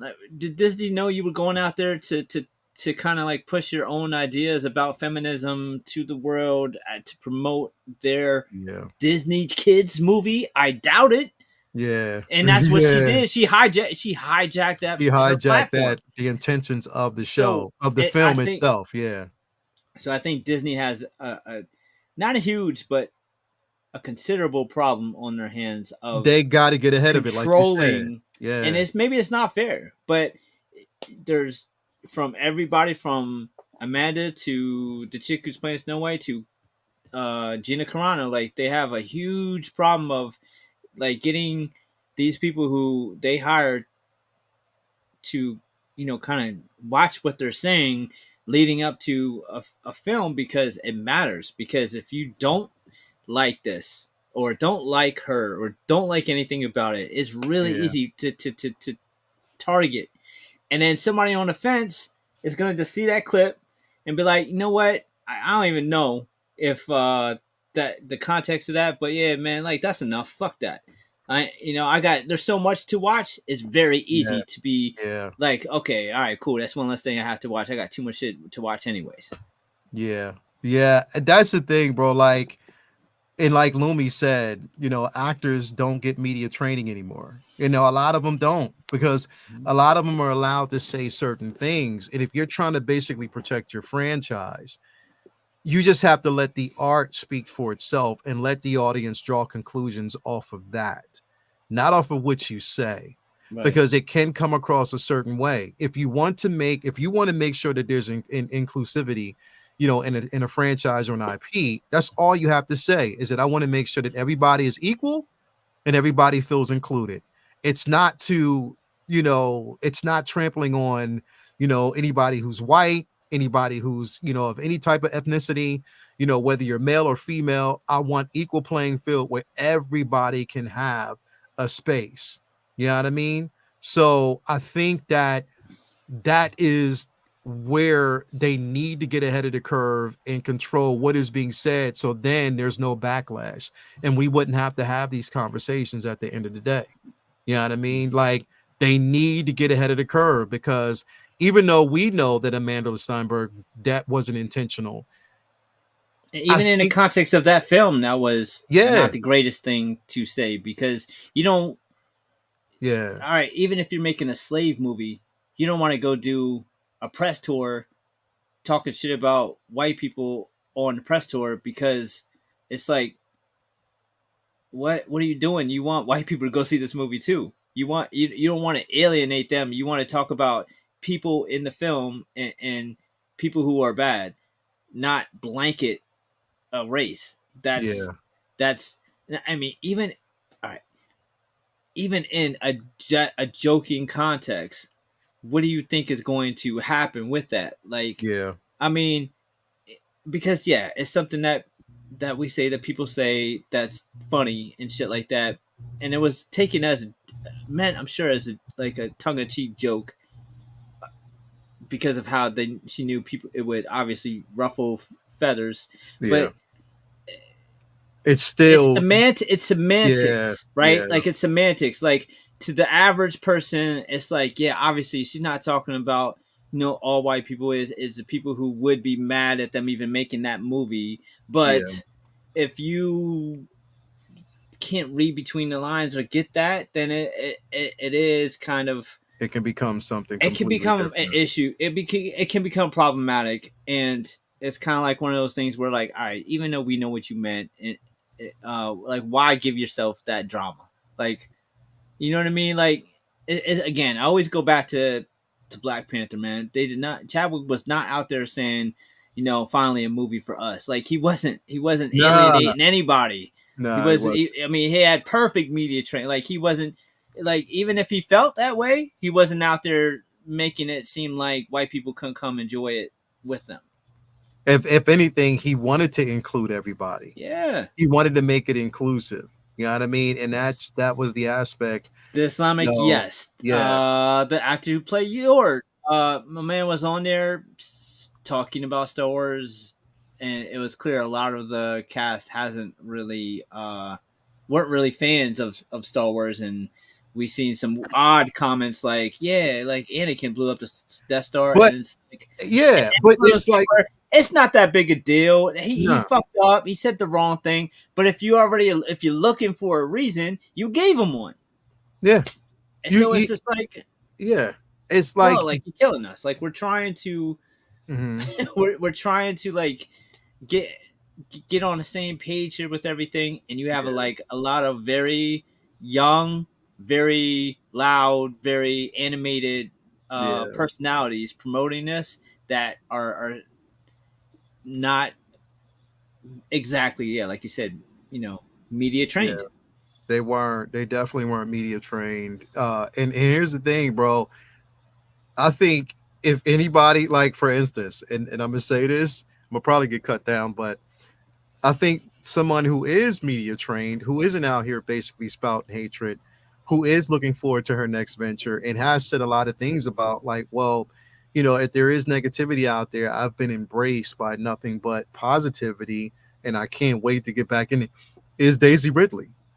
Yeah, She's trained enough to know what to say and what not to say, and she's not Daisy out has there. been perfect Perfect, when it bro. comes to media, because She's been she doesn't, perfect. because there's Perfect. absolutely, as tempting as it must be, Yeah. there's absolutely no good that could come from engaging No. with Nope. negativity, even Nope. from people who, like, are just, even if they have valid criticisms, because somebody would be like, yeah, she's talking shit, like, there's you can't win there. So it seems No. like, for the most part, she distances herself from social media, makes a Yeah. pop song, makes appearances, says some shit when she needs to, and then bounces back off, because it takes a very skill. It's a skill set to manage social media like a Kevin Hart. Like, that's tricky. Like, to be able to be in those spaces, always saying things that'll, like, push you up and not push you down, and not get you in any kind of trouble, and be able to dodge around it. And she's had a hell of a test for the Yeah. past 10 years, trying Yes. to not get caught up in all the smoke. Yeah.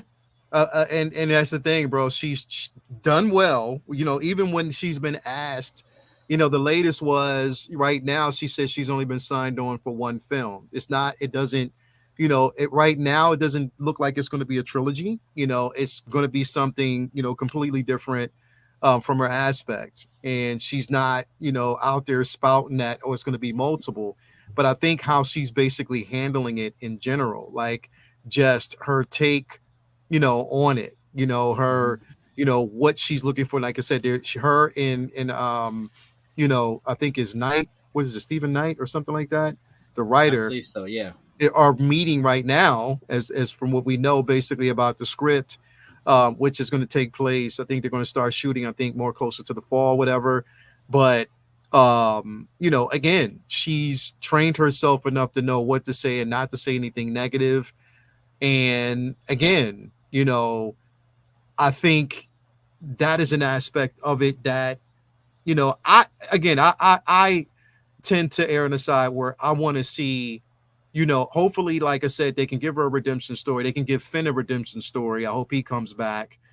You know what I mean? I think, it is something that we could definitely see. I think Filoni, having somebody like Filoni, in the fray has been a blessing as well. You know what I mean? Because he's trying to sew up some of these things and trying to make. There was a conversation actually so he did confirm, though, Vinny, that there is a season 2, and he's working on. He said right now the movie, because they asked him, he was on a show today, like on someone's live stream. It was him. It was an interview, put it that way, not a live stream, but an interview with him, Rosario Dawson, and Hayden Christensen. And what he said was they are working. They asked him about the script for the live action film. He said, well, right now he's working on season 2 of Ahsoka. He says, so that's taking up precedence over the film, which they are getting to that film. Everything is aligning itself well, but he wants to basically finish this story first, which is going to set up that film, which I thought Heir to the Heir of Empire, right? Yeah. Okay. To lead into that, which this does make perfectly good sense that they would do that, because again, hopefully, I'm hoping we get a chance to see Abeloth. I'm hoping they introduce that. They did say that Anakin's going to have much more play in this season 2, as basically her master and guiding her through certain things and being with her as a Force ghost. So we're going to see that. But I think that, going forward, man, like I said, I mean, we already know, Vinny, like you got to go through the hell to get to heaven, bro. And a lot of this is basically the way it is. Like, even a lot of conversations, things that we hear and see, and what people are talking about and what they don't like. I just think that you just need to really give it a chance. Give it a chance to basically get to where it needs to be. And wherever it goes, a lot of this rhetoric and the shit that we hear right now and things that are being said, eventually is just going to have to die off somehow, bro. And we know it won't. It's going to be a long time, but eventually people are going to have to make peace with the simple fact that everything is changing. We can't continue with a saga that's already been completed, bro. None of those major players are in it anymore. You know what I mean? Yeah, it's everything is, cyclical. Like, if people aren't, hot on this, then all right, the next show that comes out that's hot, people will make people forget about the ones that didn't work for them, anyways. So I mean, it's just a matter of time. It's just like anything else. It's like that's why it's kind of weird when people say, like, they can only do so many things without destroying all the other stuff. It's like, nah, the next show that comes out is hot. Like, it'll make you forget about the shit that you didn't like. Just wait for that. Yeah. We waited 30 years for a new, 20 years damn near for new Star Wars shit. It's like, now we got to wait a year for something different that if you didn't like one show or movie or whatever, you just got to wait a year to the next thing. So yeah, I'll take that. Yeah, I'll definitely take that, bro.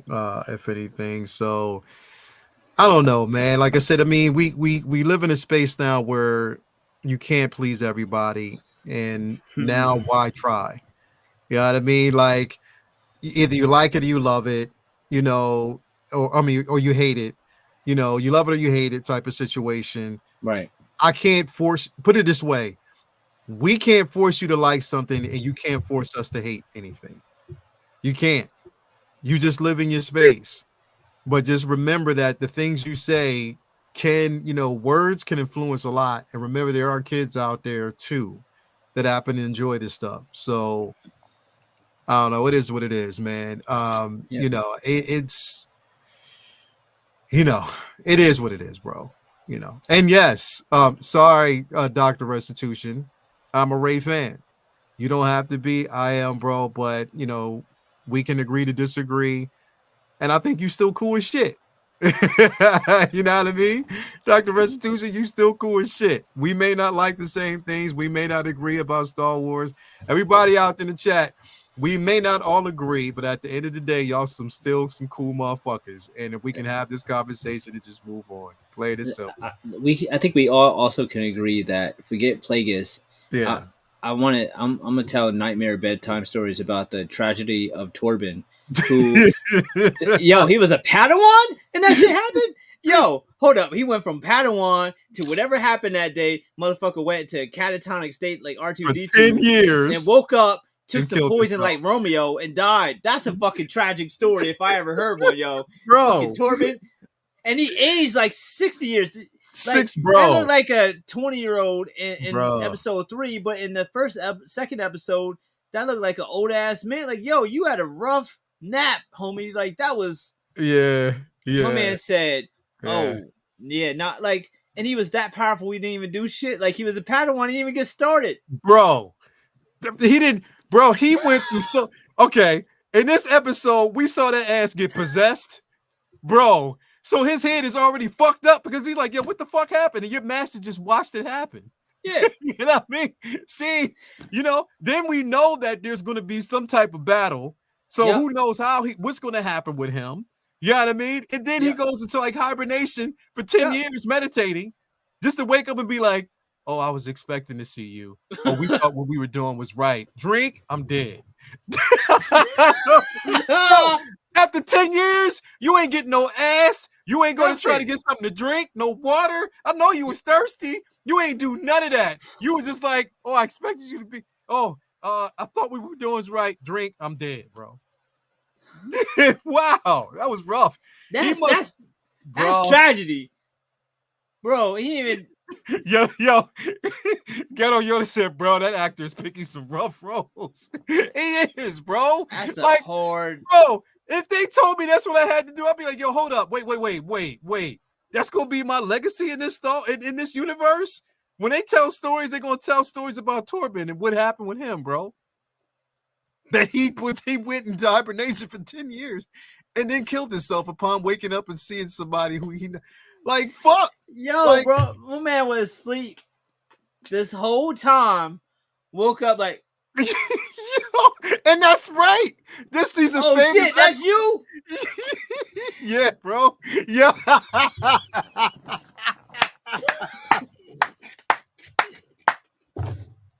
Yeah.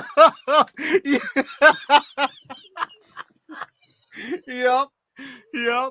Yo, come on, man. He's right. He said the actors, he's famous for offing himself. He did, bro. He flipped himself in Game of Thrones, bro. He's the new Sean Bean. Damn, bro. Thomas Baratheon and GOT jumped off the red. Yeah, bro. Whoo, what the hell? He must put that shit in his contract, yo. In every scene, if I'm in the movie, I have to commit suicide, bro. His favorite actor is definitely gotta be Sean Bean. Yeah, bro. Bean dies in everything. In everything, bro. Damn. Like, fuck. Like, that's a story to be. Torben is a pro sleeper from forced nap to eternal friend. Fucking Zenitsu. That's Zenitsu from Demon Slayer, bro. Bro. Willingly. Just willingly. What as you said, it was a rough 16 years. Man. Bro. Damn. Like, I would be like, yo, just can you give me some water first, bro? Just give me some water. Just let me drink some water or something first. to, you know, I mean, at least I got some type of. I'm parched. I've been down. Can't brush my teeth. Can I brush my Like, teeth, comb my hair, take this beard can off or I something? can I get a lineup? Like, look at this. Yeah, bro. Come on, man. Come on. What is it? 13 Reasons Why with the Jedi 2. 13 Reasons Why. Hell yeah. We got a $4 super chat. What do you think is the blue thing they put in May's head? Well, it's basically part of a crescent. That is, you know, because again, she ascended. May did ascend. Osha didn't. May ascended, but Osha did not. So that was part of her ascension in that during that ceremony, she ascended to become a witch. So she's taken up the ways of the covenant, which makes her partially powerful as well. But there's power that they see in those twins that hasn't been explained. I hope they explain it because we ain't got but so many episodes left. So how many is there? What, 8? It was 8, and this was number 3. So we still got 5 more episodes to get through. All right, cool. So I'm hoping, you know, again, a lot of, here's the thing, like there's a lot of that what we're seeing right now was in the trailers. Okay. So, but we haven't, there's only a couple more scenes that we haven't seen beyond. Yeah. And I'm hoping we see that and everything after that is fresh. That we don't see anything else, that everything is basically fresh after that. So I don't know. We'll see. But anyway, thank y'all for being here tonight. It's been an excellent show. We will be back to break down episode 4 next week. Everybody come back. Shout out to Hunter Beckno, Pedro Lopez, Evangelium, Dr. Restitution, First Lokage. Bruh. Yo, y'all are some funny people, man. Definitely. Who else we got here? Jedi Kid, Ghetto Yoda's in the building. Thank you for being here. Let's see here. Who else we got? Lumi, thank you for being here as well. Yeah, it's been a hell of a conversation. But you know what? This was the most civil I've actually seen conversation. Nobody was in here to, you know, force hate, or it was just all opinion. So thank you very much for coming in here and having a great discussion. And that's what we always say, because there was plenty of people in the chat who had issues with this, but they weren't sitting there going rah rah over it. Yeah, and that's all we ask. And that's all we ask, bro. That's all we ask. That's all we ask, because it's like, all right, there's gonna be, you know, there's gonna be difference in opinion, as long as it's all respectful and constructive. That's all. Yeah, definitely. So, again, respectfully, I thank you guys, everybody out there, for being extremely respectful, and constructive with your criticism, because I welcome that. And at the end of the day, I love it. Might have to change the name to Civilized. we off brand, bro. We are off brand. We can't be. Nah, we still gonna stick with Uncivilized, man. Nah, we ain't gonna do that, bro. We ain't gonna do that. But no, thank you very much for being here, Vinny. What you got going on, bro? Oh man, just work is crazy. I'm looking forward to getting caught up on a lot of stuff. I'm behind on reading, behind on drawing, behind on so much. I just started watching The Boys. The Boys is back. If any boys heads out there, they dropped 3 episodes tonight. So this weekend I'll be trying to catch the rest of those. You know it's on Sunday, right? House of Dragon is back. Yeah. I'm hoping for less horrific childbirths and more titties this season.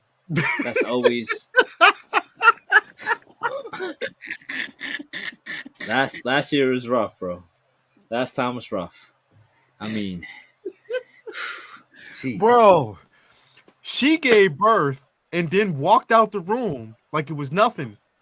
Bro, I mean, there was at least 2 or 3 bursts that we had to watch in that show that was just like horrible. Bro, the mom, remember? Oh, mom, like, yeah, it's like I'm sitting there like, yo, babe, tell me when it's over. Tell me when. C-section, bro. That was the first time. That's when the C-section was invented. Fuck. That was horrible, bro. That was all what are y'all doing? I want to see dragons bro. and titties. What are we doing here? Yeah, bro. Yeah, bro. Dragons. Give me all the dragons, but I'm not ready for the fights. Yeah, it's gonna be some major shit. Like definitely. But the season it ended with a bang. It definitely did. Absolutely. So I loved it. I'm hyped for Sunday for sure too. Shit, it's Father's Day. Happy Father's Day, bro. Happy Father's Day to all the dads Father's out Day, there. everybody out there. Definitely, it's going to be Father's Day this weekend. So I hope everybody out there is celebrating. If you got your kids, if anybody has children out there, definitely happy Father's Day.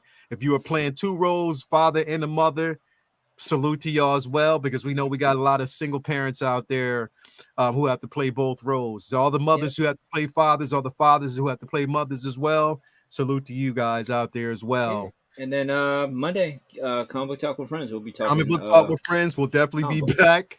That one's gonna be a loaded discussion, bro. Are we gonna talk more Blade? Yeah, we're gonna talk Blade, and we're gonna talk more. Also, we're gonna talk about Midnight Suns. We're gonna talk about that because it's gonna be some conversations, bro. I can't wait.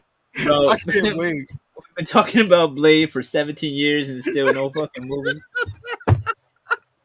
It's like yo, SpongeBob, 18 years later. Fuck, yo. Yeah, man, a lot going on. So excited. Hell yeah, bro. We definitely gonna talk about that, man. Game of Thrones, A Song of Dragons and Titties. Right on. Right on. I'm a simple man. Give me dragons and titties. Hunter, you won the day, bro. You won the fucking day with that. Oh, God. It's a better song than that chant. Oh, damn. It's a better song than that chant, bro. Ooh, I'm hot now, bro. Definitely. Anyway. Wow, that was crazy. Anyway, thank you guys. He said, "That's a good song." What a song about? Like to hear it go. Yo, anyway, thank you guys for being here. It's such a great discussion. Until next week, we will see you guys later. Remember, always, if you don't do anything else, stay completely uncivilized. We out. Peace out. Talk to y'all later, man. Have a good one. Peace. So uncivilized.